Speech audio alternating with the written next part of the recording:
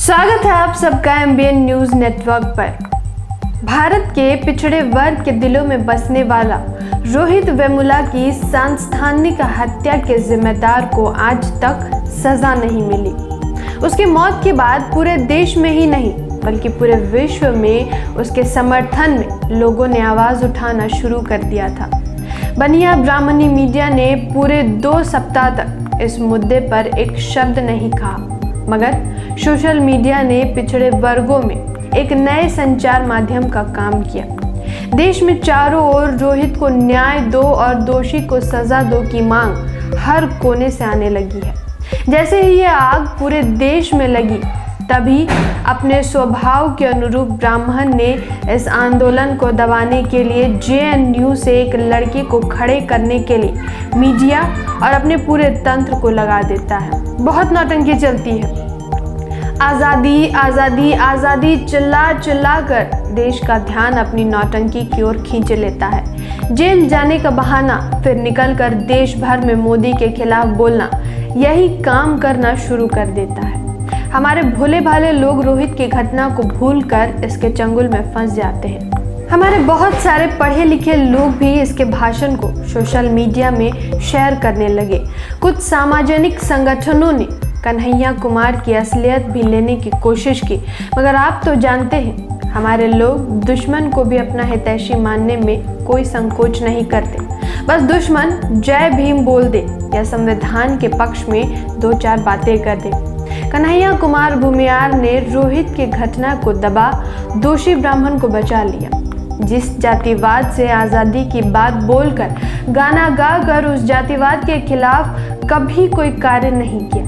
बाबा साहेब का नाम लेकर संविधान की बड़ाई कर पिछड़े वर्ग में आंदोलन के लिए उठती चिंगारी को शांत करने के लिए लगातार ढोंग करता रहा।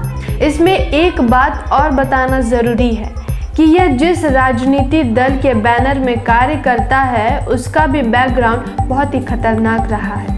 जहां भी मार्क्सवादी पार्टी सत्ता में रही, उस राज्य में सबसे अधिक गरीबी, भूखमरी, जातिवाद है। उदाहरण के लिए केरल, पश्चिम बंगाल, ओडिशा का अध्ययन कर सकते हैं। इस दल ने पूरे भारत में अमीरी गरीबी की दिखावटी लड़ाई लड़ने का नाटक शुरू से कर रखा है, मगर आज आज़ादी के 70 वर्षों से भी अधिक समय बीत जाने के बाद आलम यह देश है कि देश की 1% आर्य विदेशियों के हाथों में देश की संपत्ति का 75% संपत्ति सिमट गया है।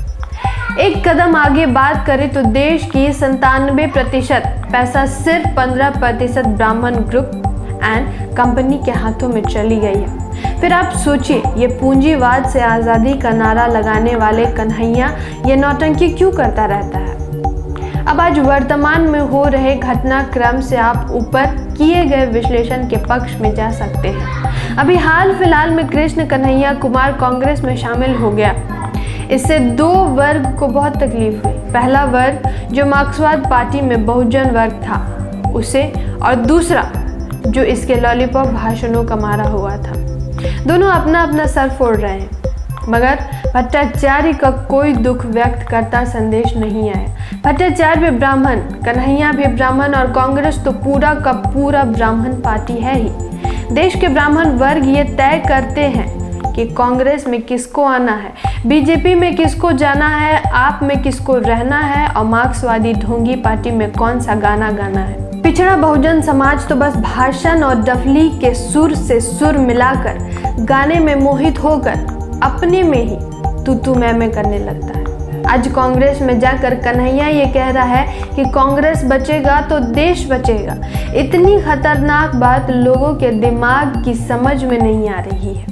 वो कह रहा है कांग्रेस को जिताओ वरना देश बचने नहीं दूंगा, देश को बर्बाद कर दूंगा।